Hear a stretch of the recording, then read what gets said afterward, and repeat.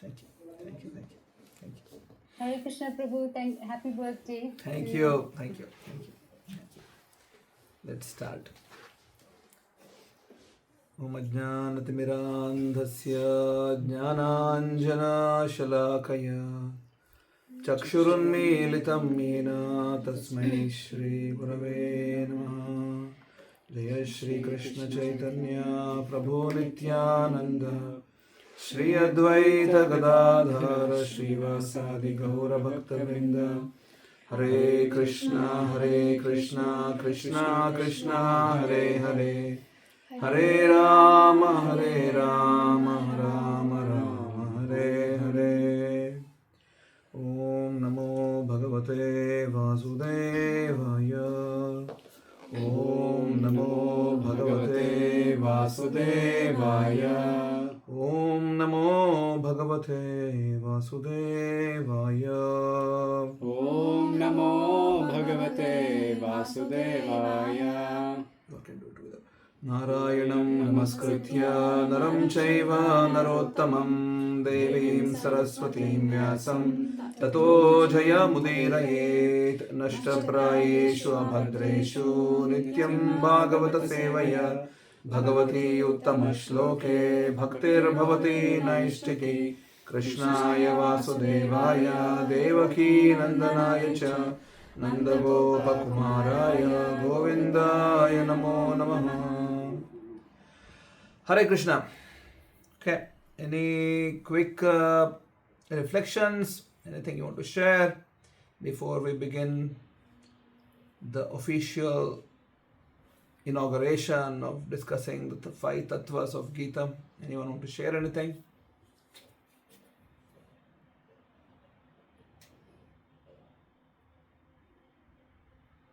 Devesh was not there last week. Still trying to figure out what's a good way to host these sessions and the recorded ones, Devesh. So you will get to see it a bit later. Yeah, however, I heard the partial recording Yes. from WhatsApp. Yeah. And I picked up a bit on our previous discussion on. Unfortunately, the question you asked, I answered it in elaborate manner, but that's not recorded. Unfortunately, it's not even there in video. So briefly, it is there in your summary points. Yeah, a little bit, just I'm little very bit, but curious I about discussed like that. 45 minutes on it. So It's a pity. yeah, we need Be to able to join. Yeah. let's figure out how we can recreate it. Okay, because that part needs to be patched up anyways in our postings. So we'll figure out. We'll just record it separately and then we'll post. Okay. Thank you very much. Sure. Yes. Okay. Anyone else want to share anything before we begin? Seems like a no. So let's begin. What are you guys doing on the phone? Not so. Notes? Yeah. It's a distractive way of making notes. Look at me now. 3 people and 2 people looking at phone will not make sense. Okay. Okay. Yeah. So you can make mental notes and then recap and then note it down later. Okay. So we are in a situation now wherein Arjuna has just surrendered to Krishna, and as we discussed last time, if Gita would have been spoken in an extremely, let's say, in a religious way, how religions are perceived to be, then Krishna could have just told, you accepted you are a fool, your position as a fool, Mudha. You accepted me to be your guru, that you are my shishya, and you asked me in conclusive terms what needs to be done. Right? These 3 are the most important aspects of the shloka which Arjuna said. Karpanya doshopahata swabhavaha prachami tvam dharma sammudha chetaha. That I'm asking you now, being dharma sammudha, I'm really a fool when it comes to application of dharma, because dharma operates on different levels. Right? As we discussed, all that which Arjuna was saying, all the points, they were also from some or the other dharmic principles. Arjuna was not saying that, oh, I'm so afraid that, this is such a great war, I may die, and how will we, face these people who are so chivalrous, and they are like perhaps, yeah, I'm going to lose this battle, I'm really worried. These are kind of thoughts which we get when we are entering even life battles. Forget, the battle which are in the scale of Mahabharata. When you're about to do something, and I was going for giving Dutch classes, I was always like, will I pass? Will I make it? Will I not make it? I was like so scared, stressed out totally. Every time before going to exam hall, it's just 30 minutes exam, and I was like, you get that, Sinyama? Yeah. I was like, I get so stressed out, oh my God, what's going to happen? Right? And I failed, there is one exam on Dutch history and KNM. knowledge, yeah. KNM. KNM. I got fever after failing. I failed the exam. I got fever because my life I have not seen failures. I failed, that too with 5 marks. It's just half marks more, I would have passed. And I got fever next day. I booked exam right in 2 days. Like next day, I think I got the result the Friday night. Monday I booked the exam again, Monday. So I got so stressed, like I can't fail. So much of stress is built up because of our own wrong understanding of what is what, and our own understanding of I am the doer, and we get fully like involved with the results, and we anticipate results, and because of that we get stressed out. Now Arjuna's case is not like that. Arjuna is really not worried about, oh, he may fail, oh, he may die. Right? Really not. So Arjuna is also speaking on the from very dharmic perspective. If you see, like for example, women getting getting unprotected, right? Men all dying, no men to protect the women class, and culture being destroyed. So this is an extremely sensitive heart. You see, sensitive heart of Arjuna, that he's not just thinking about himself. Yeah, I will win, and then he's almost telling, actually in all the verses, if you see the first chapter, he's almost telling that, yeah, I'm going to win, sure. But then who wants to enjoy after winning when it's built on blood of someone else? So extremely sensitive, and also dharmic principles, right? Who will perform shraddha, who will give pindadana, and all these pitrus, not just this world, but even the higher world, I am causing troubles. Actually, today is the day in Pitru Paksha is starting. Yeah. It's next 15 days when people offer pinda to those who have departed, people in the lineage, in the bag. If they are in any place in the creation, by getting this pinda, their own, it's called a shraddha karya, their life will basically go forward, right? It's getting a boost.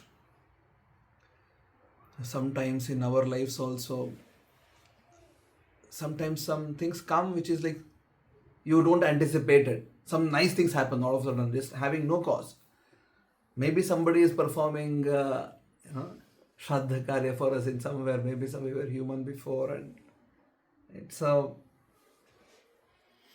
this could happen to other people also, right? There's in some other journey, and suddenly there is, let's say someone has become like a cow or something in somewhere, or some other, any species, doesn't matter. Suddenly it gets a nice food. Suddenly it gets a nice shelter. So all these things can happen when we perform Shraddha Karya.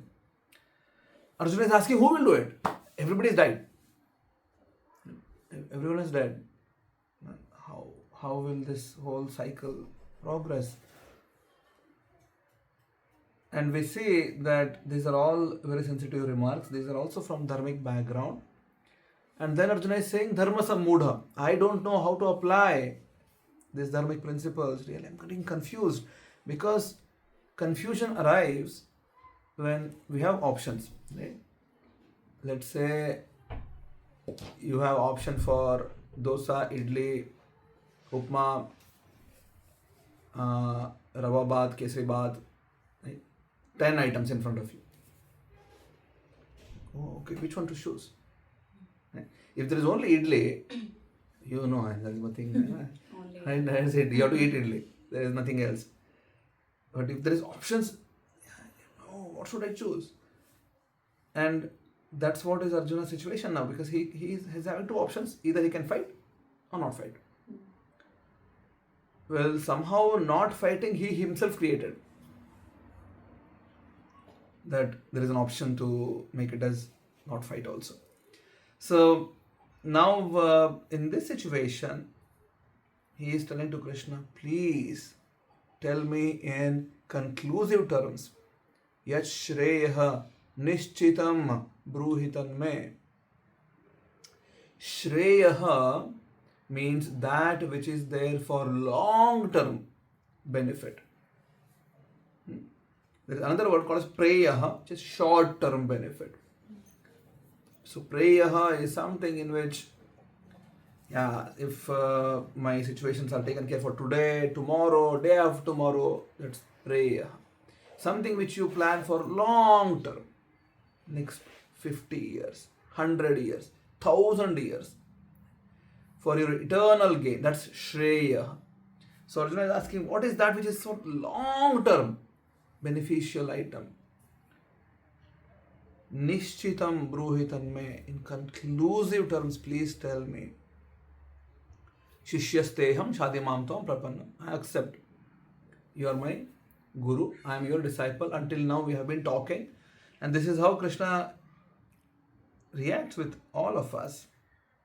If we keep telling to Krishna that I know everything, I have figured out my life, I don't need to really get any guidance. This is how I do this, all 100 items in my life, I keep doing myself. And Krishna knows that I don't need him. That I can take care of myself. And Krishna doesn't interfere. So last week we were discussing quite a lot on this. Krishna not interfere in anyone's karma, in anyone's free will. So Krishna in general does not interfere with anybody. And that's what he tells in 5th chapter of Gita. He will not interfere with anyone, because if he starts making that, like how the other person was telling in Berlin, oh, I'm missing my bus because of Krishna. Is it because of Krishna? If Krishna starts like interfering in, oh, this person gets bus, doesn't get bus. Right? He gets promotion, doesn't get promotion. Krishna starts doing this kind of things, becomes chaos then. Right? Based on what? So Krishna doesn't do that with anybody unless someone is fully surrendered to him. And if someone is fully surrendered to Krishna, for them it doesn't matter what Krishna does. So Krishna just uses them how he likes, does whatever he wants with them. That's how it looks like to us. But in all those situations, there is a deeper meaning. It may seem to us like, oh my God, Krishna, becoming Krishna's devotee, I thought is going to be a great situation for me. But then look at the life of Draupadi. My God, she's suffering so much. Arjuna is suffering so much. There is not even one day wherein like, oh, it's all nice. Even Krishna is there. They are never sure what is the next thing which these opponents are going to plan. Yeah. The great Rajasuya Yajna is being performed. Amazing situation. Everybody, the entire world came and gave gift to Yudhishthir. Right after that, he is called for gambling. They lose everything. So their life was really not in a situation wherein, okay, there's nice, peaceful flow now. Krishna is orchestrating the whole thing. And that happens only in the life of those who are fully surrendered. In our lives, whatever is happening is because of my own karma. Good results, bad results, beautiful things, ugly things, doesn't matter. Everything is because of my own karma. Now, in that situation, Arjuna is taking shelter of Krishna and telling that, yeah, please instruct me. Krishna could have very well said, because just imagine your own life, okay? Someone comes to you and tells that, Srinigaro,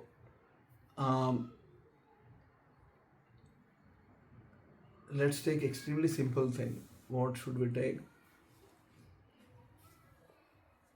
Let's say I'll make it realistic. Yeah, let's make it extremely realistic. So where the comes and tells you, Srini Garu, I don't know about this whole situation here in Netherlands. Should I buy house or not? Right? I don't know anything. You know everything. I'll just do whatever you say. Right? And then please tell me. What will you tell? I'll share my experience, like buy it. You'll start with that, right? Yeah, buy it. Buy it. Yeah. Because the other person has already, it's different from someone else who is like, can you give me reasons? Right? Why should I? Yeah. Then you will perhaps start giving reasons first. But if someone says that, no, I trust you fully. Yeah. I don't know anything. Can you please tell? What should I do? Now you will tell it, right? Yeah. This is how we will do it. Because this is how we are built in. We are sort of, when someone already gives and then they give their free will to us and you decide on behalf of, we decide, right? So, yes, for them. We straight away decide. Because anyway, this person has told. Krishna doesn't do it. It's so amazing. He doesn't do that. He could have told, sure Arjuna, hey Partha, please go ahead, shoot your arrow. Let's do it. Yeah, he didn't. Right? Makes He sense. could have told.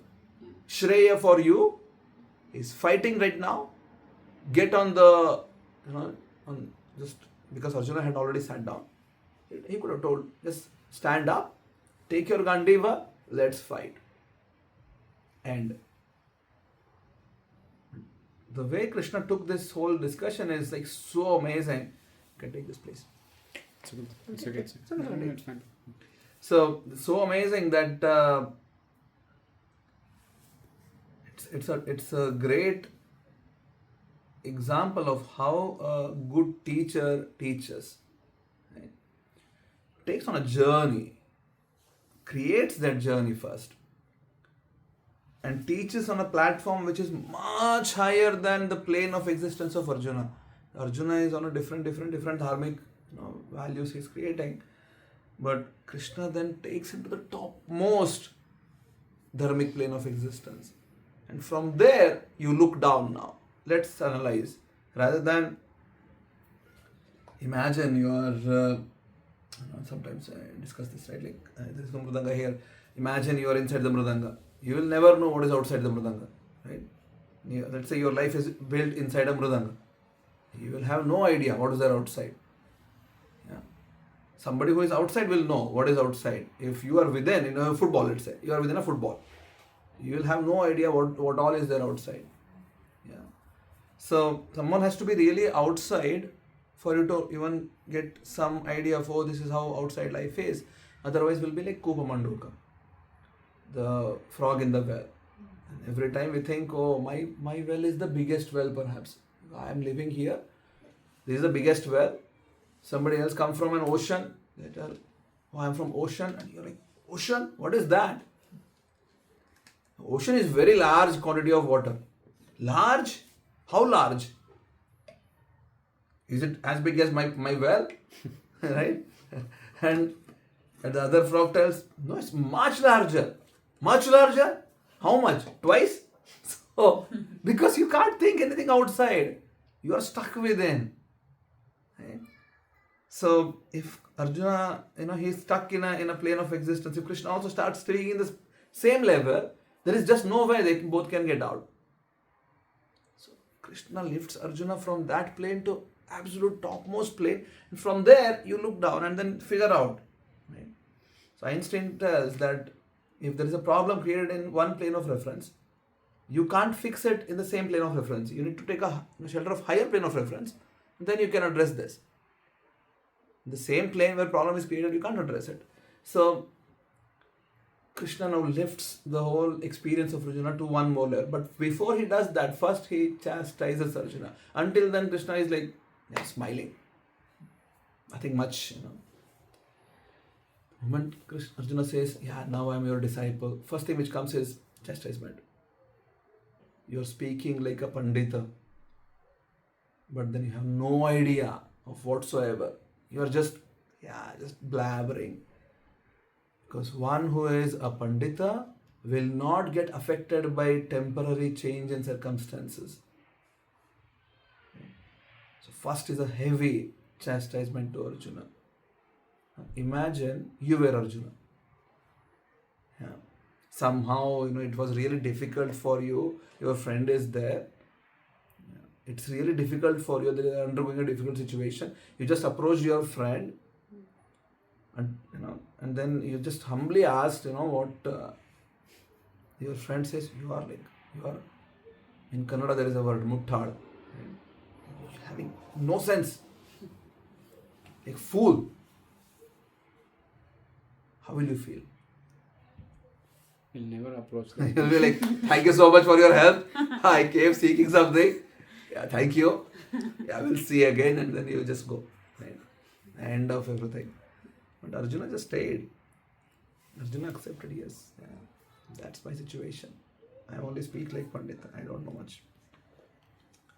See, that's the first prerequisite for being a disciple, that you actually accept the good instructions of the Guru. If we can't even do that, then what's the meaning of a relationship as Guru and disciple? There is no, of course there is a lot of love, but teachings of Gita is happening between a Guru and disciple. That had to be established. This is a teaching which is happening between a Guru and disciple. Krishna took that position right away. Arjuna offered, and Arjuna also took that the position. Okay, fine, I'll accept Krishna, sure. When that's established, that's when the knowledge can transfer. When the student understands, yes, I am an insignificant person, my understanding is limited, my Guru has a higher understanding, and all that I need to do is just be open. Right? It's not much about what is being spoken, it's about heart being ready. My heart needs to be ready, that yes, I'm ready, I can now listen. Please tell me, I'll listen. So that's the Vedic way of understanding, because knowledge as such is there everywhere. Right? It is not based on how one speaks, how great scholarly person one is. For the other person to know, there are only two most important things. Speaker needs to be sincere. The disciple needs to be having a situation wherein, yes, I'm ready to listen. Favorable or unfavorable, pleasing or unpleasing words, whatever is coming, I am ready to hear. When these two situations are met, knowledge is transferred. The Guru may not be having all scholarly experience, or disciple may not be having any understanding, but knowledge is transferred. Because knowledge is there already. It's there everywhere. When I'm coming into this mood of humility, then the transmission happens. So Arjuna accepted that. Krishna continues. He tells, Natve Vaham, and this is the first shloka of Gita after Arjuna is being chastised. Krishna tells, Natve Vaham Jatunasam Natve Neme Janadhipa. I'm sorry, I didn't send the link for this. I think I sent from the next verse.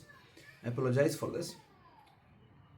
Na chaiva na bhavishyamaha sarve vayamatah param. Whether it's me, you, all these.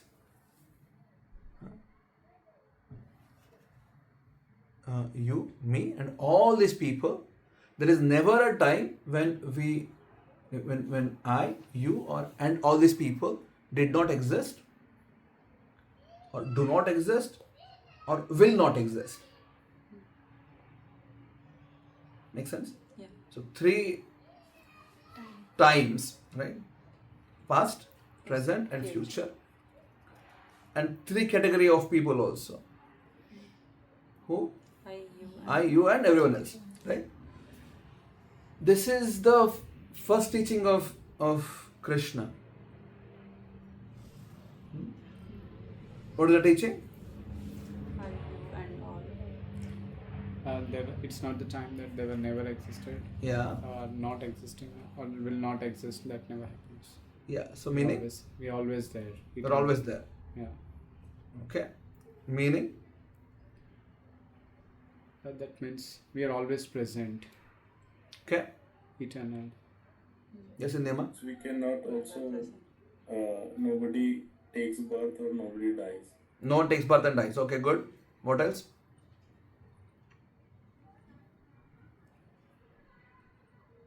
You cannot kill anyone. You can't kill anyone. Okay, good. What else? It's just a synonym, but omnipresent, being omnipresent. No, there is no omnipresence there. Omnipresent means you are existing everywhere. This is across time, not across space. Omnipresence is across space. So the shloka is telling across time, you are existing across time. All the time. Yeah? Immortal. Yeah, you are immortal, yes. But the way Krishna has formed this shloka is very interesting. The way he could have told all of us, it's not that we never existed and we all always exist in the future also. But he doesn't use the word we. He uses the word I, you, and everyone else. Yeah. So this is the foundation of Vedic philosophy, that Atma is individual, Paramatma is also an individual. So Krishna is categorizing himself, I, Arjuna, okay, you, and everyone else. And of course, if we would start telling everyone's names, it would have been quite Gita in itself, right? Millions of people there. But then it's something in line with like mathematical induction, right? Like you tell, you prove for some, n is equal to 1, k plus 1, and it sort of is applied for all numbers then. So it's sort of like, not exactly, but in that line sort of, when you tell that I, you, everyone else, it sort of means then everybody is an individual. I'm an individual, you're an individual, everybody is an individual. If you would have used the word we, or only use the word I, then there would be some topics for discussion that, what is it then? Will we all become Krishna one day? Will we all not exist one day? Or because the whole Buddhist philosophy, Buddhist people, right? And for them, when they get nirvana, they cease to exist. There is no existence anymore. Buddhist philosophy almost aligns with Vedic thought process, but when they say it's nirvana, you don't exist anymore. That's it. You cease to exist. Nirvana means you don't exist anymore. So that's smashed. The whole Abrahamic thought process of, there is only one life, that's smashed. You live forever. The whole idea that I will become Krishna one day when I get liberation, that is smashed. And you will never become. Krishna is individual himself forever. You can't become. That is also smashed. Thinking that, after this life, maybe I'll become, maybe my form will change, but I will also change. That's also smashed. You will remain as an individual forever, right? So, multiple things are just in one shloka, but it's just explained in a form in which you need a little bit of intelligence to even understand, how it's being framed. Yeah. Whole Gita, actually the whole Mahabharata is like this. Because the deal was between Vyasa and Ganesh, right? Ganesh is Ganesh is writing, Vyasa is telling. And Ganesh tells, if you want me to write, you should never stop. Vyasa tells, I won't stop, but before you write, to make sure you understand all the meanings. Right? So sometimes there's things like this. Sometimes there are multiple meanings straight away. Sometimes there are like hidden meanings like this. Ganesh had to understand first. oh, this is what it means. And then by then, Vyasa would compile the next one. Right? And then tell. So, this some little bit of understanding of reading in between lines is needed here. Like what is being inferred? There is something which is being told, but what is inferred is the individuality of Atma and Paramatma. Individuals, they exist forever individually. Yeah. Is that clear? Any thoughts on that? The next thought for me is then who and what is Krishna? Is it a personality, energy? So, Very good. You just need to make sure that you keep coming, Devesh, and not skipping alternative classes. Yeah, because there is a problem that if you are not there, maybe recording is also not there. And this thought this question is part of our 5th module. We are going to discuss 5 Tattva of Gita. Atma Tattva, Karma Tattva, Prakriti Tattva, Kala Tattva, and Ishvara Tattva. And Krishna also has taken exact same, sequence in teaching. Unless we understand this, there is just no way. If we just jump onto it now, it becomes a bit difficult. Okay? So we will come to address this for sure.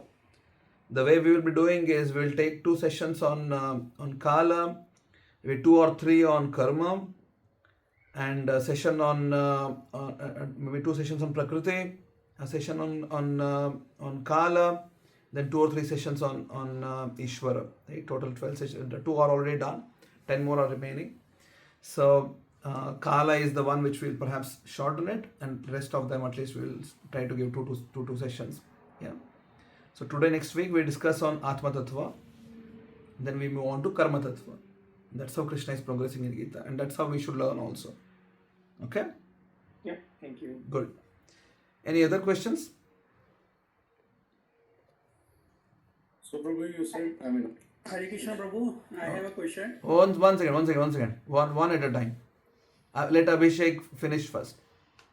okay, thank you. So, Sure. my question is, when Krishna explained to Arjun that we, you, me, and everyone else, we existed forever, Yeah. and we will be, and we are, and like in all the time frames. Yes. Then what is this philosophy which says that Atma ka Paramatma, Atma ka Paramatma mein mil jana is the oneness when we say about it? So does it mean that at some point of time this soul, we like everyone else, will also be merged with Krishna? Is that wrong to understand? Or Yeah, so there is never a situation wherein your existence will come to a cease, right? Even when we get perfection, it is never the case wherein I become one with Krishna, losing my identity. My identity will be intact forever, always. Not in this body, but me as a person. I will exist forever. Yeah. And when we say eternal, that means past, present, future, infinite, horizon is covered fully. Even in perfection, I'll continue to live. I will not cease to exist. So this whole philosophy of Atma will merge into Paramatma, Atma Paramatma se mil gaye. This is just, it's not really how things are. That defies the foundation. This is Gita 101. You are individual, you are eternal. This is the first teaching of Gita. So makes sense that that I exist forever. At least for me, this is a very fair situation then. Yeah, that you have your existence. If at some point of time I lose existence, then why am I existing now? Right? So if there is no, at the end, it's only just a big nothing. I just become something, merge into something, losing my own identity. Why should I exist to begin with then? Right? Yeah, it's a good question Yeah. to think about. So, what is this creation then? Like, meaningless. Yeah. If the perfection would mean that I don't exist anymore, why am I existing now? And then it becomes a pessimistic view. Oh, okay, that's the reason you need to not exist. Right? So, what should you do? Die? Like, what?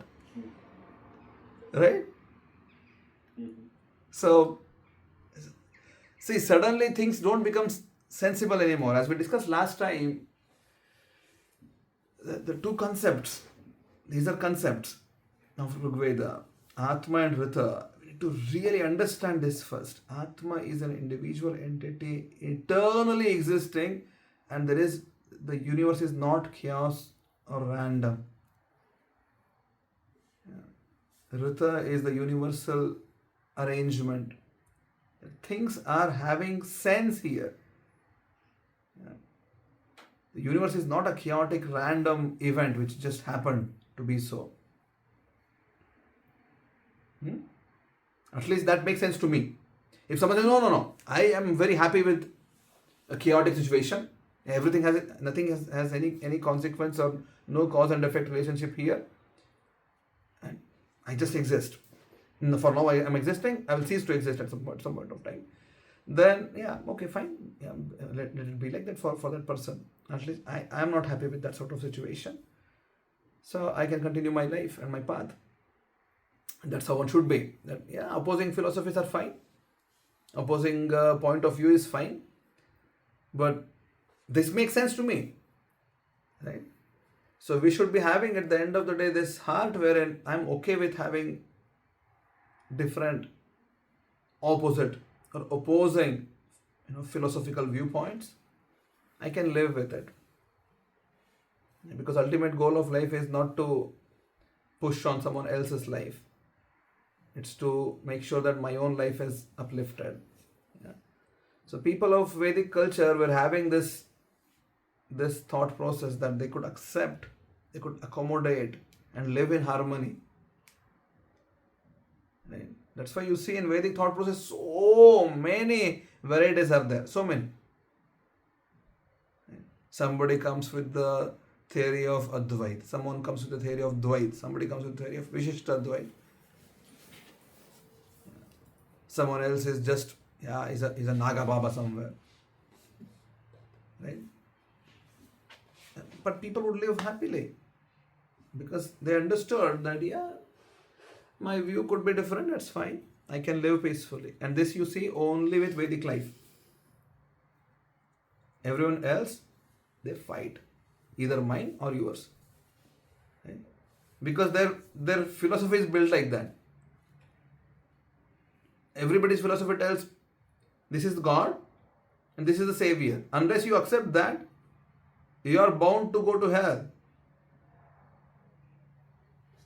So if two people are saying the same thing with different names and different personalities, it cannot be that both of them are true. Right? And that's why they need to fight and figure out who is more stronger. And that's what you see in the history. Here is the God, here is my Savior. You don't accept, we need to fight and figure out. Yeah. Vedic life is not that. It's okay, multiple views, multiple philosophies, no problem. We can all live in harmony. Because my focus is on my path, which is for me. I'm happy with it. So that mentality can come only with Vedic views. It cannot come with exclusive views. Yeah? Good. Thank you. Okay. Who is the next person asking? Was it Sarthak who was trying to ask? Yes, Prabhu. Okay, go ahead. Prabhu, you were telling about individuality, about the soul and the Krishna, and the last class you talked about the free will. Mm-hmm. I always have this question in mind, who is guiding us, when we are in the conflicting situation. Like, In conflict, who will guide? you also talked about the guru, like when you surrender to guru, the guru will going to show us a vision. Yeah. But in some of the situation, uh, like when we are in middle of something to take a decision, Yeah. and since we have our individuality Yeah. and also have a free will, Yeah. and so I have a question. In that scenario, we have taken some decisions, Yeah. like, and if somehow it went out wrong, or Yeah. like the consequences is wrong, by who is Who is responsible? who is responsible?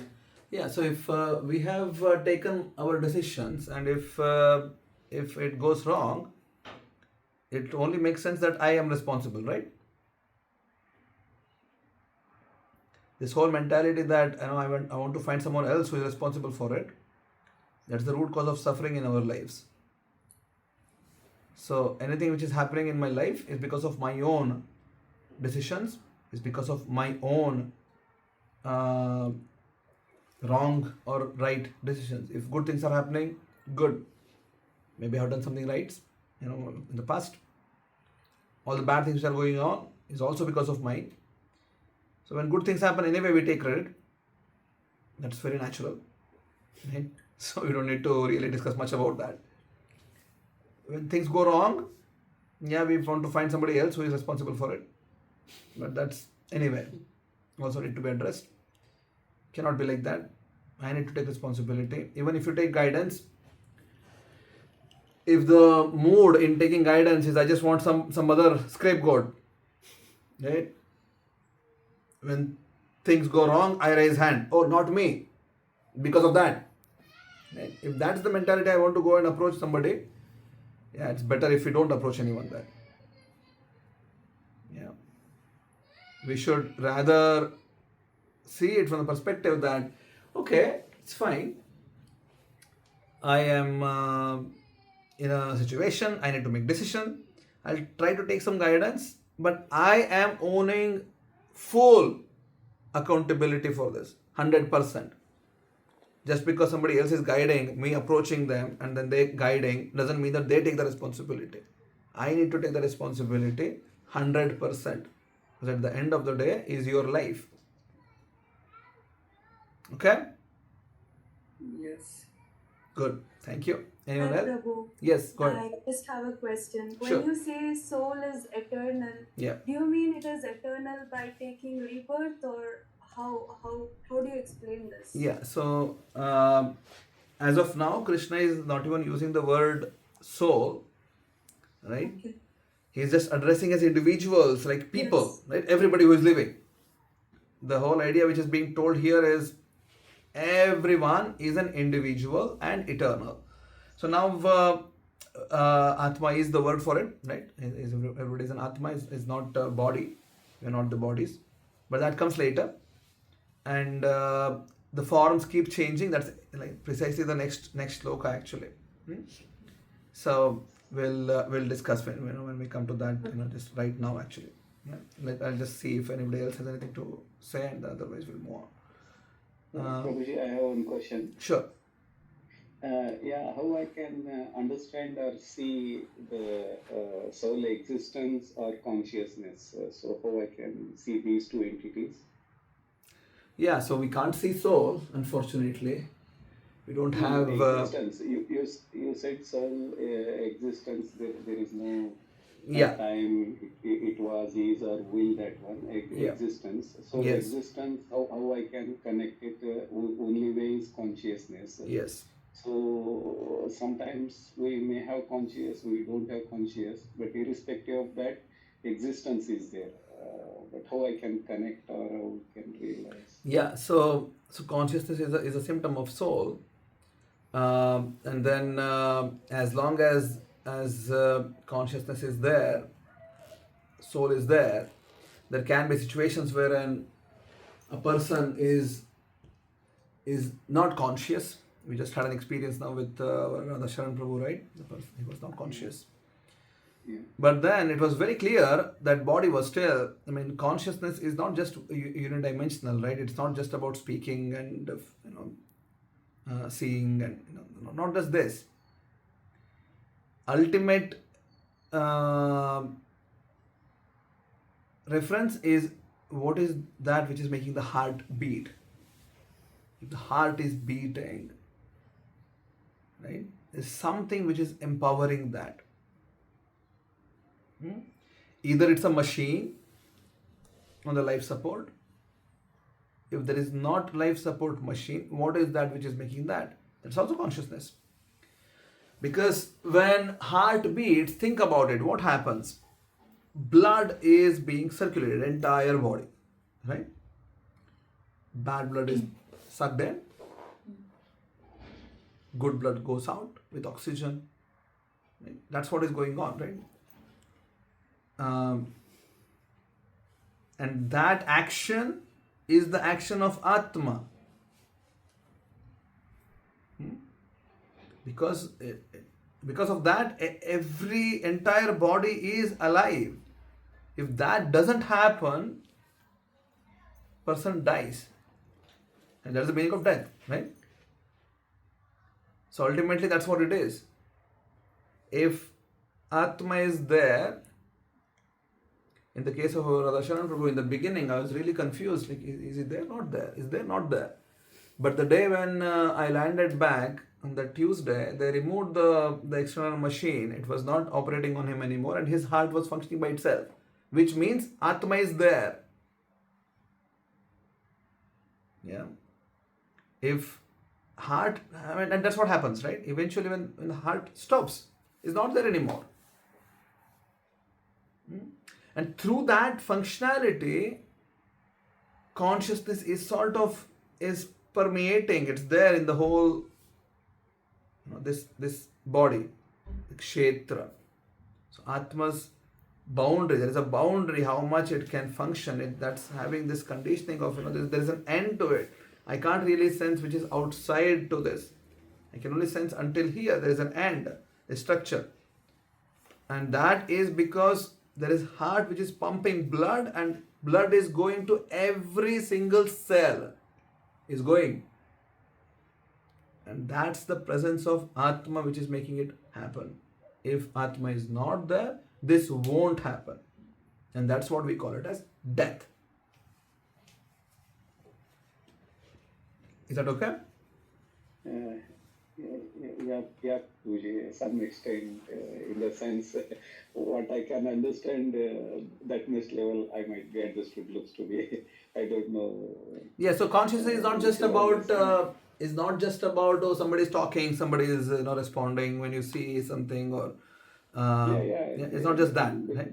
Yeah, because few things, there is a limitation with a sensor or sensing elements also. Few things can be measured at a different level or understood. Those Yeah. will be there. Yeah, but still, whatever we see, this Atma and all, it just does its job in that situation. It won't feel any happiness, sorrow, pain. Yeah, by itself it won't. But when it associates itself, and that is the next to next shloka. And that's when the pain, pleasure, everything comes into picture. So we can discuss that in that shloka. We will discuss it today. Okay? In nutshell, soul also experiences pain. Soul associates itself with pain. It really has no real experience of it, but it associates itself with it. When I come to that shloka, you'll get a little more understanding. Okay? Yeah. Okay. Good. Thank you. Any other thoughts? Okay, let's move on then. The next shloka, Krishna is saying, this I had sent the link, so you might have read. Dehinosmin yatha dehe kaumaram yauvanam jara tatha dehantara praptihi dhiraha tatra na muhyati. Just like in this deha,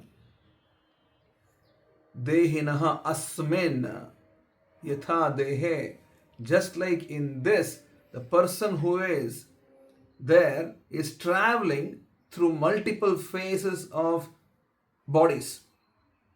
Kaumaram, Yauvanam, Jara. Childhood, youth, old age. Bodies are changing. Right? Sindhyamma, when I first saw her, she was so skinny. Yeah. Srini is still skinny. This will change. Changed. Right? Sindhyamma already changed. Srini will change. Things change.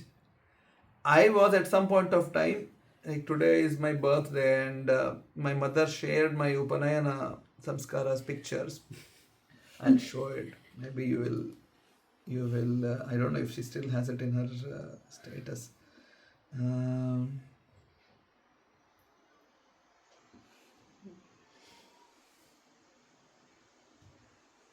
Do you see this?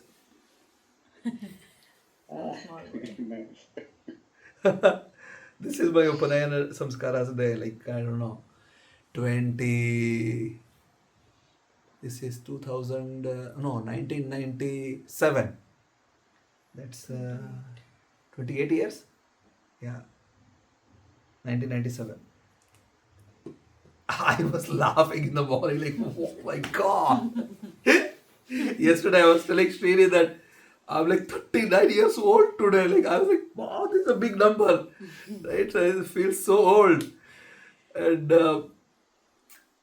so, bodies change. I don't have that body anymore. I really don't have it. Right? It's not that, it's there only in some photos, hard copies or even soft copies.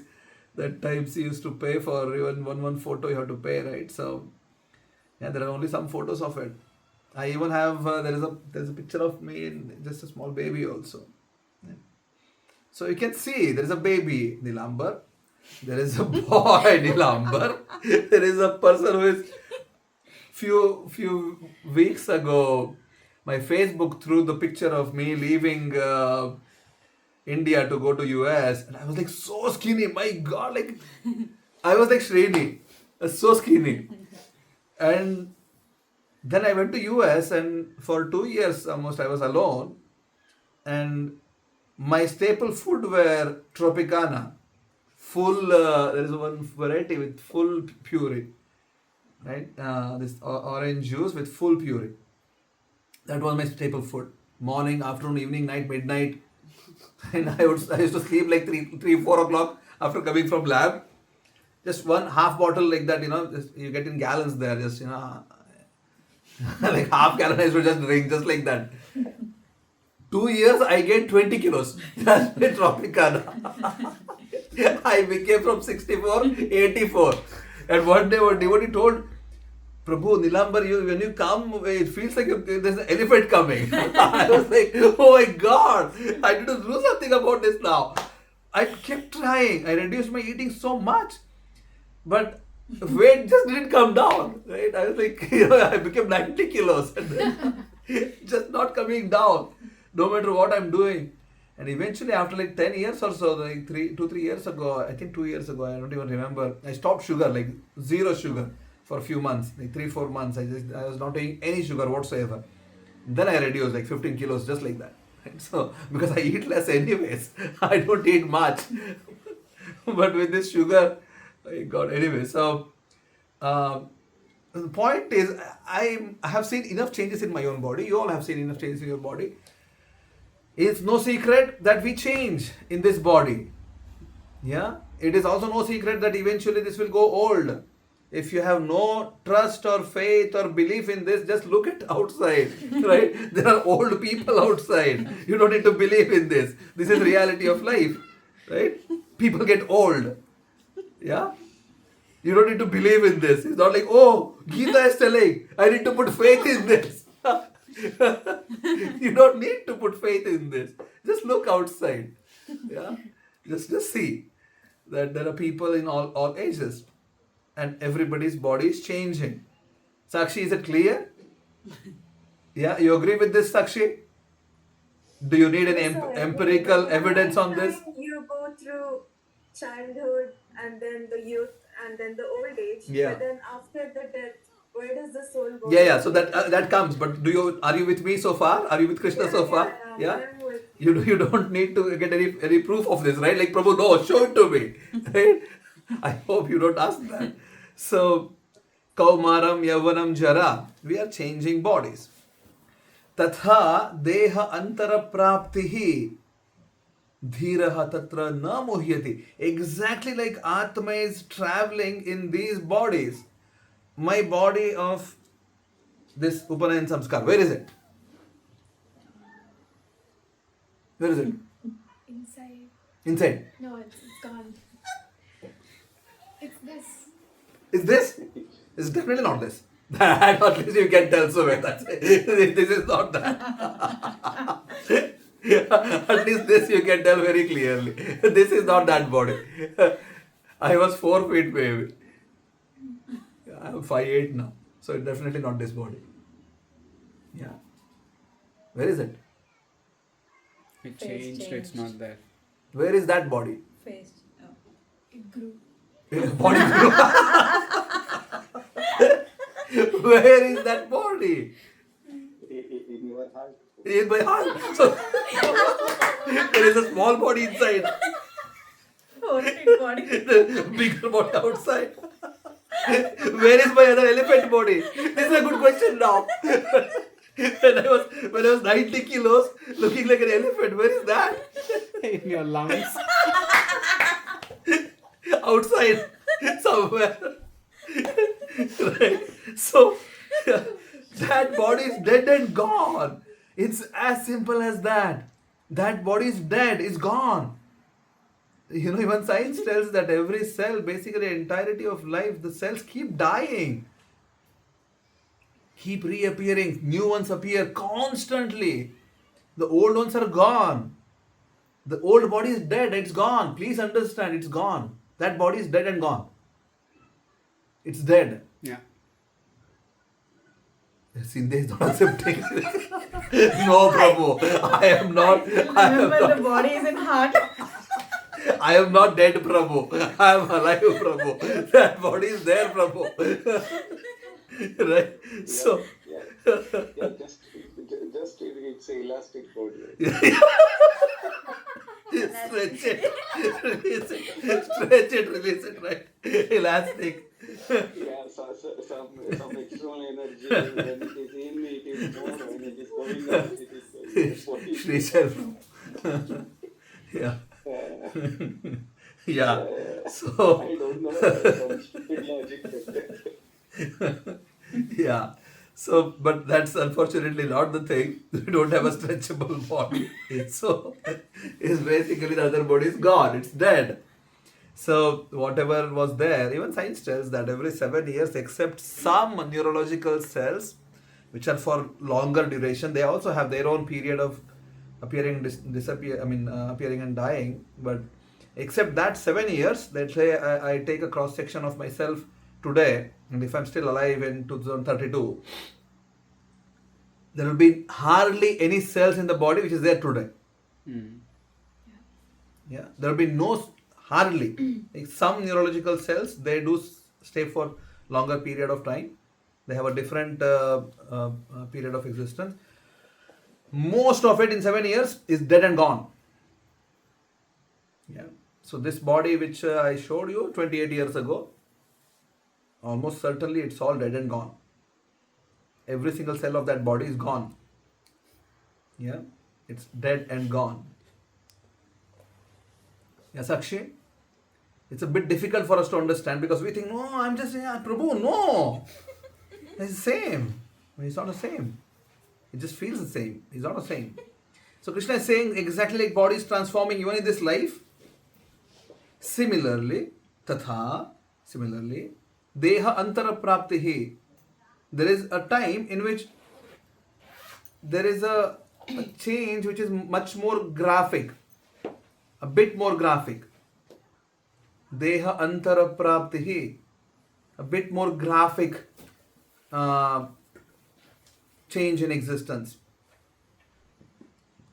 Deha antara, there is a distance There is separation, bigger separation, wherein the soul doesn't associate with this body anymore and enters another body, whichever body. Keep transforming, right? Body is transforming now also, it will keep transforming later also. Turn on the line. Is that? Yeah. Good, thank you. So, clear, Sakshi? Just like body is changing now, Yes. yeah, soul is there. The only reason I think this is my photo is because there is Atma. Otherwise, two people, if you make them stand each other next to each other, yeah, no similarity. Some facial features, something may be same. I was thinking, oh God, I looked so different. Right? So, anyway, clear? Prabhuji, Yes. Prabhuji, is there any situation where the soul is not having body or associated with the body, and not temporarily, a permanent kind of thing? It's a part and parcel of Krishna. That is the situation we can see, or how? Yeah, we will come to all those things later. Yeah. Until the Ishvara Tattva is established, you can't read. And that's the reason Krishna doesn't speak about those things. Right? So let's be a good student of Gita, go with the flow. Like yesterday I was discussing with Suveda, I told her these two verses which we are going to discuss today, to really understand it fully, thoroughly, and start realizing it. Put efforts to realize these things. Otherwise, we'll just only keep studying and there is no realization. What's the use? We can just even start teaching about it. We keep repeating about it. We can talk, oh, I know Gita, this is what it is, but no practice to substantiate. Right? So Gita is an active philosophy. It is not just an armchair philosophy. Gita needs to be practiced and lived. And we'll come to that towards the end of the session today, what exactly we need to do. So far I think we are on the same page now, and there is no need of any further show me sort of empirical questions, right? So just like we are changing, it's just common sense. Body is changing, even this life. So at some point of time, this body is not usable anymore, soul gets another body. If we can accept that I'm changing body now, what's the difficulty to accept the body I'll change later? Right? So anyway, if science is also backing it, because we all like, oh yeah, science, right? So science is also doing the same thing. The only problem with that, with the way science looks at life, is they have only mechanistic view of life, meaning that their whole philosophy is built with this understanding that body is just a machine, nothing else. Which is true, but there is something which is not machine in the body. Atma is not a machine. Atma has feelings, it has emotions, it's a person. That person is the person who is shaping the personality of this body. If that person is not there, there is no personality. Yeah. So that's why it's the most important aspect of life. Anyway, Krishna tells this and moves on. Next sloka. Matra sparshastu kaunteya shita ushna sukha dukkhadaha agamo paino anityah tam titikshasva bharata. That there is a sparsha, there is a touch. Sparsha means touch. Atma is in touch with matter right now. Yeah. Matra sparsha astu, there is. Kaunteya, O son of Kunti. Because of which there is a duality which is experienced. Shita Ushna, Sukha Dukkha Daha. Yeah? You are with me? Because Atma is in touch with matter, body is made of matter. There is a difference between how Atma is functioning and how body is functioning. Because of that, and because matter is dual, it generates opposing effects. There is Shita and Ushna, just to make you understand that there is duality.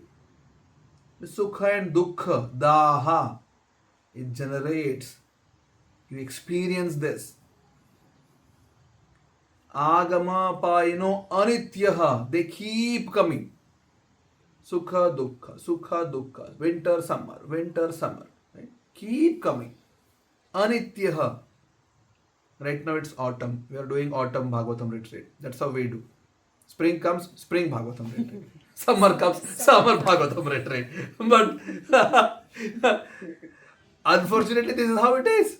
It just keeps coming. It would be so amazing. I'm not a fan of autumn at all. I don't like fall season. When Mansi put this, orangish leaf in the group chat, I was like, and then Suveda designed the whole flyer with the same color. I was like, So I really don't like this. But then it's part of life. I can't tell that I need spring all the time. I like only spring. There are people who like autumn. I'm not that one. But that's okay. The point is, I can't expect spring to be there all the time. There will be autumn, there will be winter, there will be then spring. Right? Agamapaino anityaha. Sukha, pleasure comes, pain comes. Pleasure comes, pain comes. Yeah. Because I am in touch with matter. Agamapaino anityaha. Tam titikshva. Please tolerate. Tolerate it. Don't get your mind lost because there is changes constantly. That's the name of the game here. Tam titikshasva bharata. Oh, the person in the lineage of Bharata. Yeah. Clear? You always ask when I Question about the different phases, seasons, and also relating to the previous verse of young age to old age and death. So, given this, why there is sort of a notion of attachment to youth and all this anti-aging proposition or business? So, why human being craves to be youthful as much as possible? Yeah, I mean, simple, right? You know the answer already. Think about it. Why? But it feels good. Yeah, that's it. In old age, basically, you lose the sense of eyesight. You really need something which is you need maybe thick glasses to see one small thing. Taste buds are going. Your knees are hurting all the time. My shoulder is hurting already. Maybe I'm already old. Yeah. Is not really fun. Right? Hairs become grey. Suddenly my hairs start becoming grey, like so much. Right? I'm like, what happened? Right? Suddenly, somebody told me that, Prabhu, a few years ago, you never used to have a hairstyle. and then some couple of years ago, like I used to just go and tell them, just run the machine all around. That's how I used to say. 2 minutes, done. And then at some point of time, because of a lot of pressure from my very good friends, like, okay, I am spending at least 10 minutes now with the salon. Right? And then so many people started coming and telling, oh Prabhu, amazing haircut, right? Because I never used to get it done. And then one person told me that, yeah, the moment you started getting a good haircut, Prabhu, people are putting so much of nazar on you. Now it's like, so all the hairs are grey. I was like, yeah, maybe. Right? So anyway, when you become old, it's not really that fun. You lose all the good facilities which you enjoyed all your life. Everything is gone. Nothing remains. So then a normal, natural response is, no, I don't want to let it go. I want to keep it. But it is not staying there. No matter how much anti-aging creams one uses, how much laser surgery or this surgery or plastic surgery or whichever surgery one gets done, one day a person will die for sure. Now Yudhishthira was asked by this yaksha. It is the most amazing thing in life. Yudhishthira says that everybody, they see that this person died, other person died, my grandfather died, my grandmother died, my father died, my mother died, my friends are dying. Everybody sees this. But no one ever thinks that same thing will be happening to me. Nobody ever lives a life in which they understand that this is what is going to happen to me, so I need to be careful. Nobody lives like this. When we take people, people who have died, we become somehow extremely spiritual that time, oh, this is what is life. But then just says such a short time, and then straight away it's gone. We get back to our usual actions of business, whatever we have. So if you see in India, it's just very evident, everybody goes, they take the body, they keep chanting Ram Naam Satya Hai. Everybody is emotional, get it done. They come back and start drinking tea. And people are having chit chat again. Okay. Life just starts, resumes straight away. So unfortunately, that's the reality of life. We just live with this illusion that I'm going to live. No problem. So that's our problem. But Krishna is saying here, I need to understand the reality. And in this shloka, there are, every single shloka of Gita is extremely wonderful. But here is one more twist. Krishna is... Before... Go ahead, Shiny. Yeah. Before we go to the next topic of this, can I just go back a little bit? In that which you said, for a science person, they will see everything like a machine. So where is that fine line where the person understands that it's not just a mechanism, the body is not just a mechanism? If it was just a machine, Shiny, you should be able to get the machine running without problems. It should run. Right? Why do people die? Before death, how can we, what can No, be the... not before death. This has to be in question. You can't take it out. Sorry. This is like, no, don't discuss about that. No. Let's only discuss about life. Sorry. That's not what it is. Right? If you take out death, it's like... Because for every other ailments, nowadays science is bringing up some or other solution. Yeah. So, Your son needs to come and talk with me. Yeah, we just experienced now. We had put our Ravi Shankar Prabhu in the best hospital possible in the world. He was there on ventilator and life support and kidney dialysis and lungs support and this and that. For 37 days, they could not save it. He just died a couple of days ago. Right? So this is the best facility on earth. They could not save. The person is gone. So if someone is telling that no, science is doing, of course there is. I'm not taking out anything out of it. Why is it not alive? Yeah. Right? So where is that aging factor? Can it be connected to, like how you said, the transformation? Where can it be connected with the Atma? Yeah, you're the same person, right? You're the same person. Cells are getting destroyed. You are getting a newer and newer cell. Your form is changing, but you are the same person. Your personality is not changing. There is a consistent behavior. Most of the times, how you were 10 years ago, you have similar, maybe little bit here and there, modifications are there, but who you are, that's what you are, right?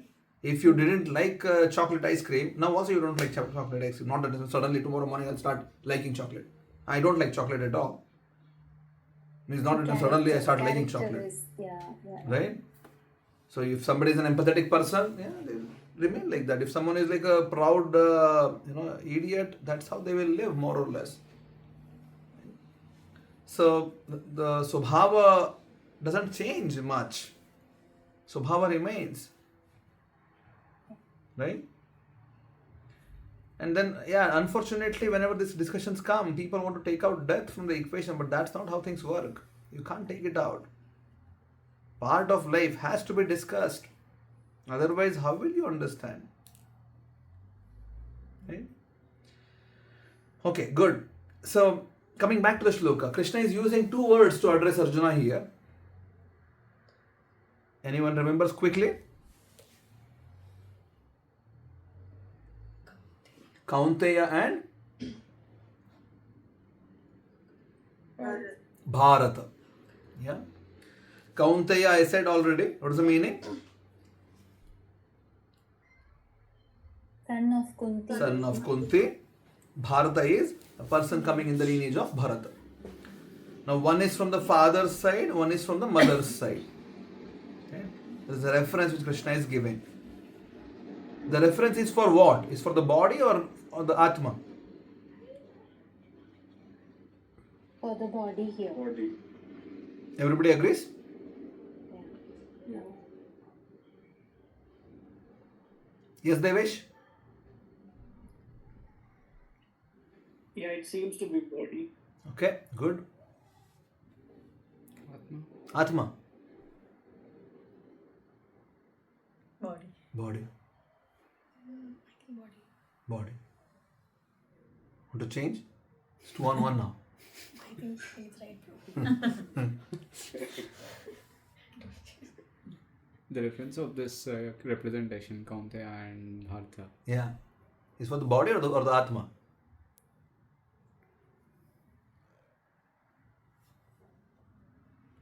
At this, I think here I feel like also body. Body. Change? Yeah, 50-50. change to body. Yeah. Call a friend? I'll call. He's on the call, I think. I will call. Audience poll? I'll call Nilambara Prabhu. No friend, Krishna, connect to Krishna. So, it's so amazing. As such, Atma has no connection with Kunti also, has no connection with Bharata also. Right? There is no relationship between any two Atma. It's just not there. When we say Jivatma, it's having a Jiva, having a life, means having a body that has relationship with other bodies. Right? And there is a legacy now. And as such, I have no connection with my father as Atma. There is no relationship. Or with my mother, there is no relationship. But when it comes to Jivatma, I'm having this Jiva, this particular life, then there is somebody who gave this. Right? This form. And that's where the responsibility is. Any individual living entity, human especially, has what's called as Rina. You are indebted already. The moment you are born, the moment you are conceived, you are indebted. There is Pitra Rina. Rina for all the Pitrus. All because of, there was a few months ago, I was reduced my social media consumption, but I saw this very extremely engaging video somebody had made that you have a father and a mother. Father and mother themselves have father and mother, right? And they themselves have father and mother. Everybody has a father and mother. So just in if you take like a period of like 400 years, there are like 2,000-3,000 people who are involved because of which you are there today. Your body today is because of all of them. Okay? Amazing, right? Just in matter of 200-300 years. So many people are involved. Because of which I am existing today. And because of me now I got married and there is a child. And that is, just imagine like how things are progressing, and then body is having a connection with these things, right? Like that's how the whole Gotra and everything matters in our lives. At which lineage, because body is having a specific thing to say, how one performs, what exactly is the action. Anyway, so point which I'm trying to make is, as such, Atma doesn't have any connection with any of this. But because there is body, suddenly there is a relationship. And you can't ignore that. Yeah? Nobody can ignore. That's why everybody is having Pitrarana for Mother Prakriti, nature. There is Rana for that. I'm indebted, I'm consuming so much. There is Devarana. I'm using so much from Devatas. If I need to, Bhagavatam tells, I need to bend my hand, there's a Devata involved. Otherwise, I can't do it. There is Devarana. There is Rishi Runa. All the sages, great sages, they have given so much.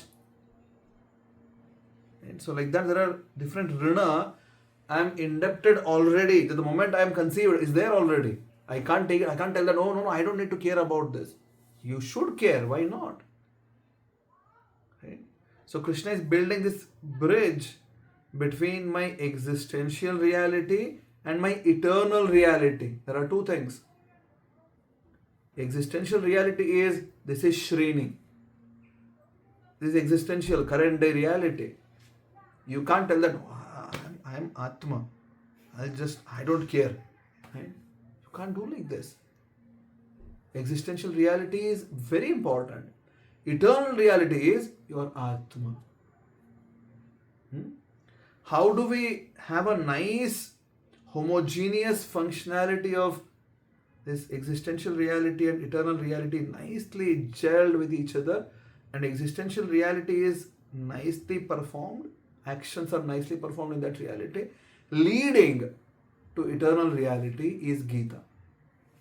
Is it making sense? That I need to perform in my existential reality, I need to act in my existential reality. Krishna is, like, as I said, extraordinary teacher. Right? If it's so easy to just, next verse. Look at the way Krishna is referring. Kaunteya, Bharata. He could have referenced, because he had already just established, you are not the body, you are Atma. Atma is changing bodies. He could have easily told, Matra Sparshastu, hey Atman. You Atma, you are in touch with the matter. Shitoshna Sukha Dukkadaha, Agamapaino Anityaha, Tam Titikshasva, hey Atman. Please tolerate Atma.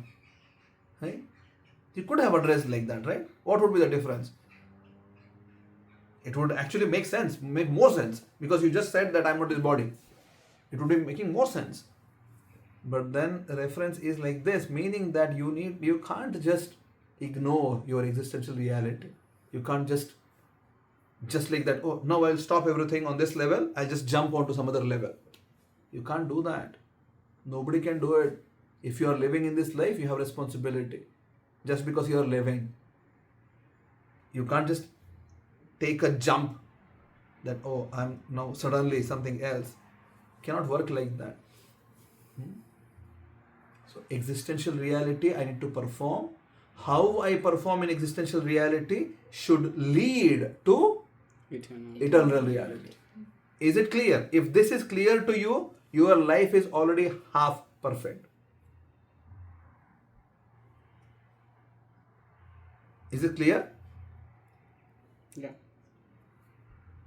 The clear proposition, but no guarantee our life is half clear. Hare Krishna, Prabhu. That's okay. Yes, go ahead. Prabhu, can you, how this transition will going to happen? Can you give an example, like existential reality to eternal reality? So the way it's going to happen is that with the existential reality, I need to start functioning, understanding that I have now responsibilities, being in what I am. I need to do it in such a way that how Arjuna is doing, while surrendering to Krishna, while being extremely spiritual, while having dharmic background, making sure that I am guided properly, making progress in the path of spirituality, and eventually this path which I'm living now will lead me into eternal reality. It's not going to be a switch that, oh, okay, turn off. Now, no more material life, only spiritual life. It cannot be like that. I need to live a life. A life which is having a legacy behind, a life in which I'm contributing, a life in which I'm a significant factor myself. I'm taking decisions which are aligned with the core principles of dharma, and I'm actually acting. And that will lead. This is not a binary equation, this is a process. Making sense? Yes. Eventually you will realize that your own attachment, your conditionings, there is no intense desire to just running behind happiness. There is no intense desire of, oh, I want to be this, I want to be that, and because you understand everything is futile. And on the other hand, you are understanding there is, on a spiritual path, there is so much to explore, there is so much to do. Your definition of happiness changes eventually. You are able to contribute in things in which you just don't even understand. Now, how is this even possible? When I look back 15 years ago or 18 years ago, I started practicing Krishna consciousness 20 years ago now. 20 years, some months, 20 and a half, let's say. It doesn't matter. Then to now, I can see that, yeah, this is like earth and sky difference, right? Like this is so clear cut. I was not having any of these inclinations in my life that, yeah, on a Monday evening, on my birthday, I'm giving Gita class. Right?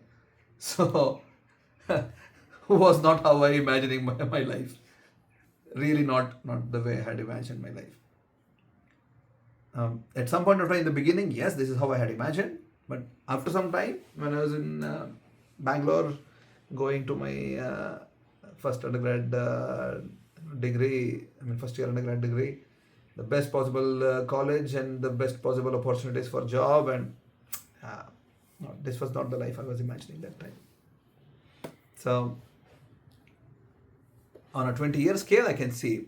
Even on a 15-year scale, I can see. On a 10-year scale, I can see. Oh, there is definite changes in consciousness. There are definite changes in how I process things, how I behave, what I think, what I do.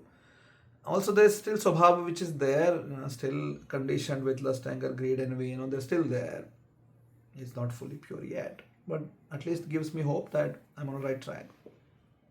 Okay, Sarthak? So you need to start applying yourself to the path, and then eventually you will see it for yourself. Yes. It's not going to be a switch any day. You need to keep making incremental changes, uplifting yourself. They're going to be small when you look at it.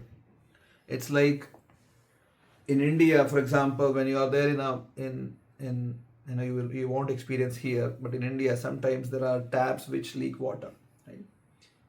What do you do then? We try to close it with a tie cloth. Okay, it won't fix. What do you do? There is a leak. Keep a bucket. If you keep a cup, yeah, so you keep a bucket, right? So that next day morning you can use the water. You all agree? Yeah. How many of us have seen this? If you have not seen, please let me know. Yeah. Yeah. So because you will not understand that. So you keep a bucket, right? Now one drop is falling. So if you sit there, let's watch, how this will get filled. I'm telling an example. In India, there's a tap which is leaking. Yeah. One drop water. Every few seconds, one drop falls. So you keep a bucket underneath, right? Yeah. So if you sit there thinking, I'll now watch, I want to see this great, bucket being filled, you'll get frustrated, right? Yeah. But if you just leave it and then go, then come like next day morning, your bucket is like half filled. Yeah. If you leave some more hours, it's fully filled. Yeah. So it's like incrementals, like small improvement is happening in terms of filling the bucket. But then at some point of time, suddenly you see that, wow, it's filled now. So that's how it will be in our life spiritually. If you start thinking, I did chanting yesterday, I'll see now how I am today. If you start analyzing like this, yeah, sorry. But then if you keep doing it, then you do it for a certain amount of period, a few years, and then you see, wow, good, there is some progress. Okay, Sarthak? Yes, Prabhu. Good. Got it. So that is a good question and a good place for now, because I don't want to overburden you with a lot of shlokas. We will have one more session on Atma Tattva. The ones which we covered today already covers the foundation of Atma already. Yeah, but we will go through a few other shlokas next week. But what is most important is we need to start putting efforts in realizing these things. Do you agree? Cannot be just shlokas. Yeah? And that's where the whole sadhana marga comes into picture. That in Vedic life, everything is sort of is a scientific process, right? So sadhana is one such scientific process which helps us to connect with our own true nature, like who we are. And in this age, the sadhana which is prescribed is the recitation of Hare Krishna mantra. That every day we chant this mantra for a specific amount of time. You can start with just 5 minutes a day, for example. Do like pranayama, bring yourself in a nice composed state of existence and then chant Hare Krishna mantra. You can practice it just now. Please close your eyes. Let us start breathing bit conscious way, not in a way that that I'm being bothered, but start controlling your mind and focus it on just breathing.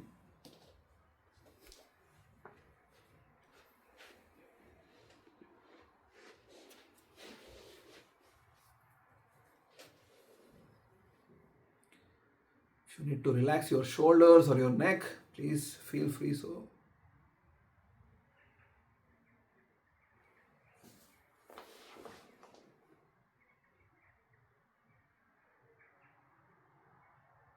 Suddenly your mind is like, yeah, I want to run around all over the universe, I want to go here, there, everywhere, but try to bring it back and focus on the breath, just on the breath and nothing else.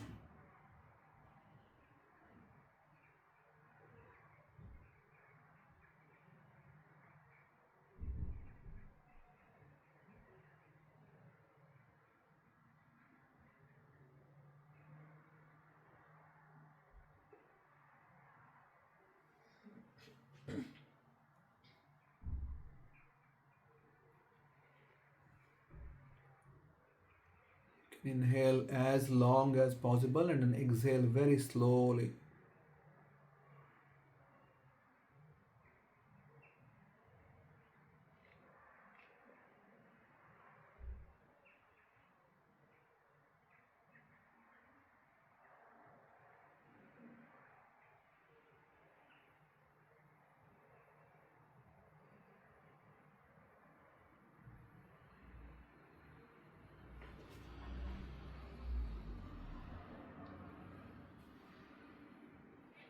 Hope you have attained a bit of peace in your heart.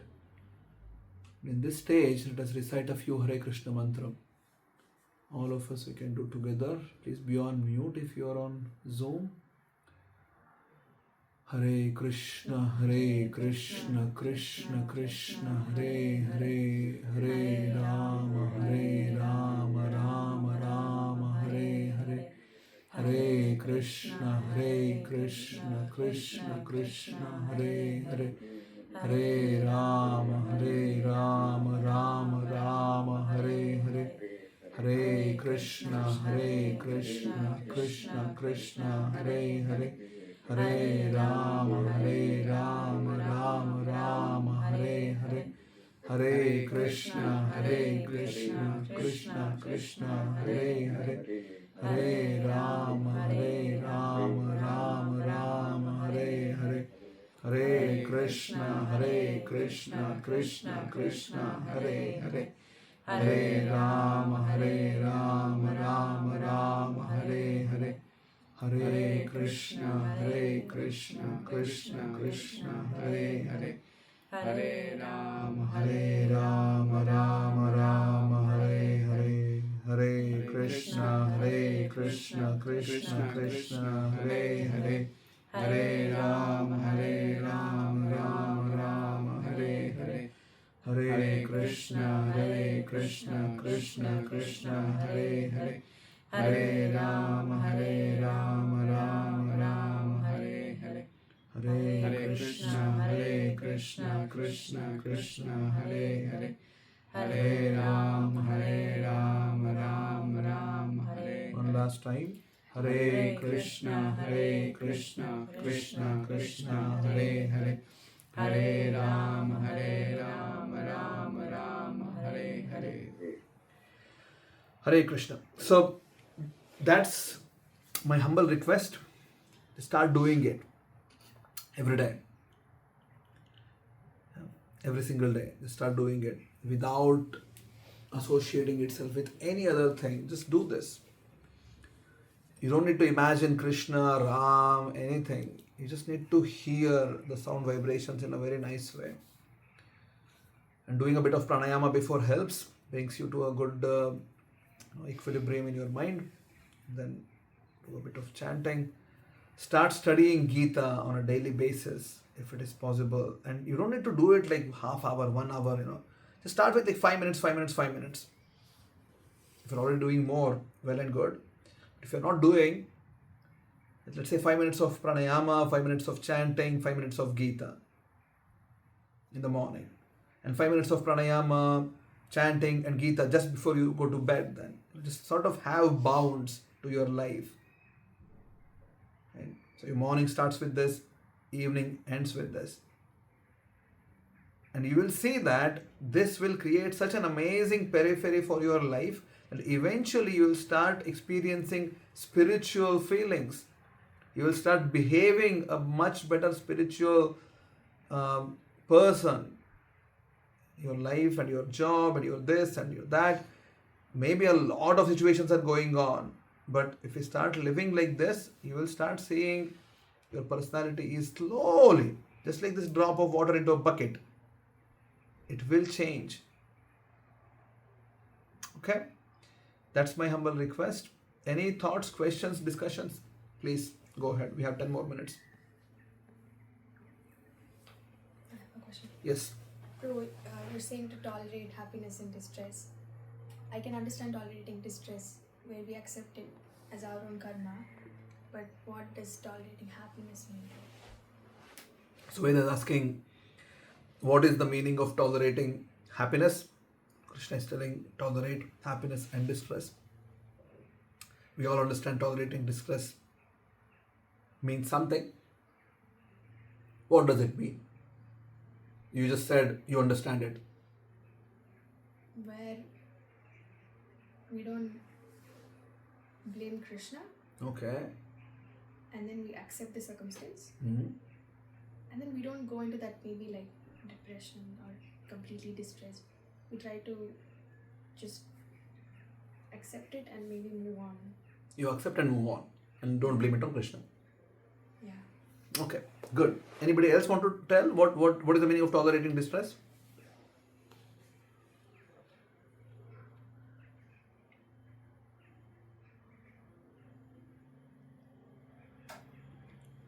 Remain equipoised. Remain equipoised. Means what?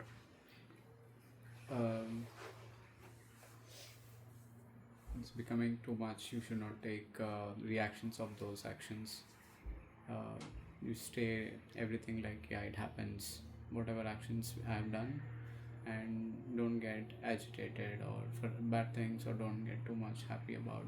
So India is really angry on you. What would you do? Neglect. Tolerating is neglect. Yeah, no, don't. There is nothing.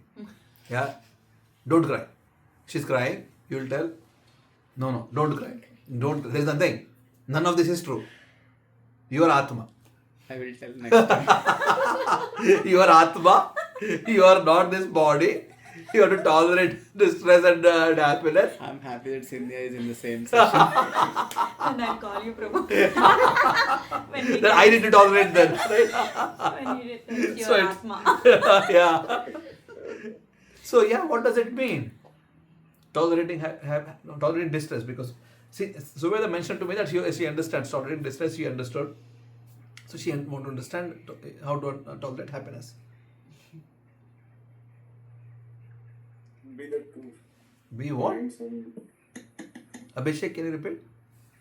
yeah, I was saying tolerating distress could be to try to think in a positive direction. If something goes wrong, what could be Yeah. So think that Cynthia's crying, but think that no, she's not crying. She's laughing.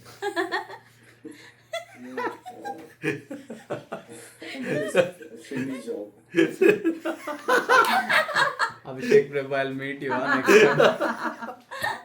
So what do you do positive? Cynthia's really crying now. What should Atma- Srini do? Atma is I crying. console her. It's Yeah. okay. I It's try- okay. Keep crying. More. Cry more. Cry more. I try to Once more. try to console her, pacify her, try to explain like It's not the Atma who is crying, body is crying. Other things. Don't worry about it. Like solve the problem. Huh? Why she's crying. Solve the problem. Yeah. Okay. Yeah, so tolerating means what then? addressing the issue. Controlling the Controlling. emotions.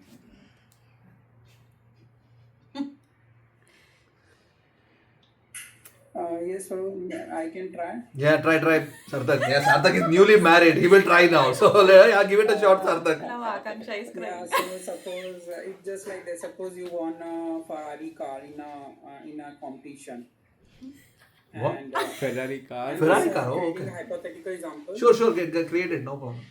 So suppose you won a Ferrari car in a competition Yeah. and you are very happy. At this time, you didn't show your happiness. Mm. Just show your smiling face. Mm. On the next day, you lost all your fortune investment. Mm. At that same time, you also show just smiling face, Okay. something like that. So you like a Now let's make it real now. Akanksha is crying. You show a smiling face. Is it? It is tougher than Ferrari now. Akanksha is crying. Sarthak is smiling. Don't hold the feelings and all instincts. So whatever kicks you feel. with wives is little difficult to implement. Wife, it is difficult. So you can't tolerate. Don't tolerate wife. Krishna is not talking about tolerating wife. Right?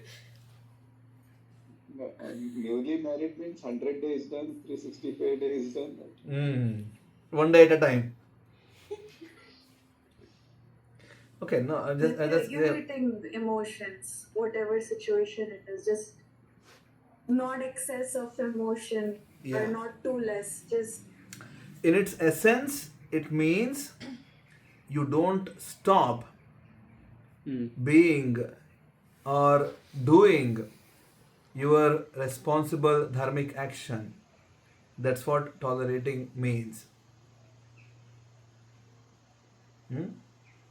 Whether it's situations will come. Happiness, distress, they will keep coming.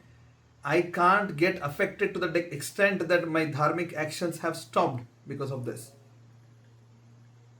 You can have feelings, no problem. You can, sometimes I can become sad, I can become happy, that's okay.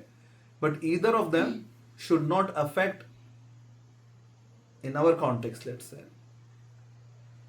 the daily sadhana which we are having, the responsibilities which we are having, all that which is dependent on me, I can't let that get affected because I am sad or happy.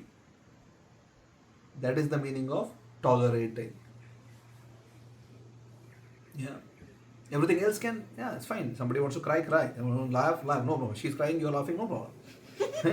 But That's a problem. that's a problem.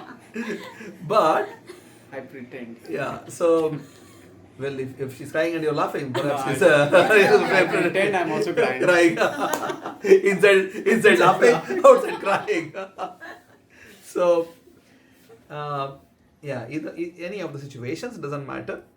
We should make sure that what is my purpose, that stays intact irrespective of situations which are going on. See, in the middle of Mahabharata war, at some point of time Abhimanyu died. He was killed brutally in an extremely unfair way. It was not a fair battle what happened with Abhimanyu. It was an unfair battle. Abhimanyu was slaughtered. That night, the one who spoke Gita told about tolerating everything. And the other one who heard Gita, both were crying. Krishna and Arjuna both broke up totally. Broke down. Yeah. Crying. But next day morning, out in the battlefield. Here, I'm taking a pratigna. I'll kill this Jayadratha. Make sure he's dead by today evening before sunset. If he's not done, I will interfere myself. Arjuna takes a vow. So that's the meaning of tolerating. Make sense? Yes. It's not just about somehow there's a pressure cooker inside, I'm just showing something in outside. No. You can have feelings, no problem. You want to cry, cry. Who is stopping? Cry however much you want. But that should not affect what you are meant for. Purpose which you are serving. Clear? Yes. Next question. But probably nowadays these dharmic actions and all looking like some superficial kind of. No, I just gave you a dharmic action which you should do every day, covering your morning and evening, right? That should not, let's say somebody is not doing anything, that is the most fundamental dharmic action you are supposed to do, and that should not get affected. You're already doing it, let's say you're already having 1 hour sadhana, make sure that is not getting affected. Your other responsibilities are not getting affected, being a father or the head of the house or whatever other responsibilities which you have, not getting affected. And in between you want to cry, cry. It's a very practical thing. We are not telling that you don't have any emotions. You can't have emotions. You can never have no emotions. There will be always emotions. It's the meaning of life. We can't take it out. Make sense, Abhishek? Good. We have 3 minutes. Anybody want to share anything? Any questions? Comments? No? Then we all can share something which you liked from session so that everybody gets a chance to speak. I'll start from somebody who has not spoken. So that's Akanksha. Visarthak, you can tell Akanksha to speak. Hare Krishna. Hare Krishna. So the first topic that we discussed, that the Atma remains. So does it very similar recites to Sarir Nashwar hai or Atma Amar hai? It coincides with that, right? That's what it is. Yeah. Good. Thank you. Yogamaya, you want to share anything? Thank you so much for the lecture. What did you like? I skipped the half of lecture. Whatever you were there, what did you like? Yeah, to be equipoised. Okay. What you like? Good. Ruchi, what did you like? So, made of body and soul, soul is ignorance, and the body is which are changing. I'm not able to hear properly, Ruchi. Left to Okay, some problem with Ruchi. Vladi? Hare Krishna, Nilambara. Hare Krishna. Happy birthday today. Thank you very much for your presence, for everything how you described about the Atma, about the situation, what is happening around Arjuna and Krishna. Yeah. It was very, how to say, nice to hear from you again today, tonight. Okay. Thank you. Hare Bol. Hare Thank you Krishna. very much. Hare Bol. Mahir, you're quiet today. Hare Krishna Prabhu, sorry, I'm on a train actually, back home. So just been listening.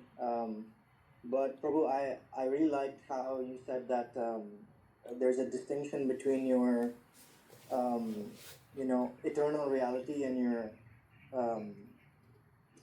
I guess physical reality, and how that should align, how your physical reality you should behave in a way that aligns with that eternal reality. Sure.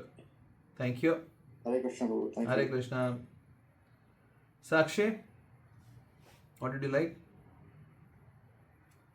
I think just what Mahir mentioned, I was just going to say that Okay. the existential and the eternal reality, the concepts are very, very good to hear.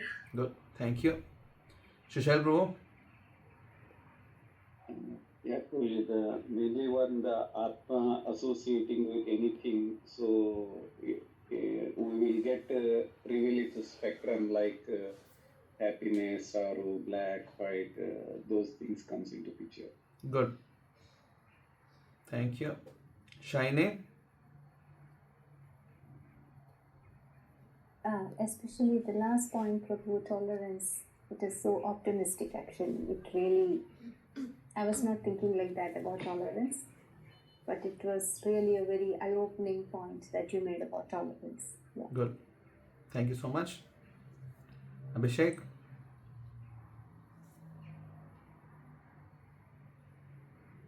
Thank you so much for the lecture. I think for me, the thing which I like most is to how you explained that this body gets, or cells are damaging or vanishing each moment, and at the end of death, the whole body is gone. So this whole process of reaching to that point is happening every time, every single second. So there's nothing like black and white or the switch on and off at the end. Yeah. It's happening and everybody has to face it.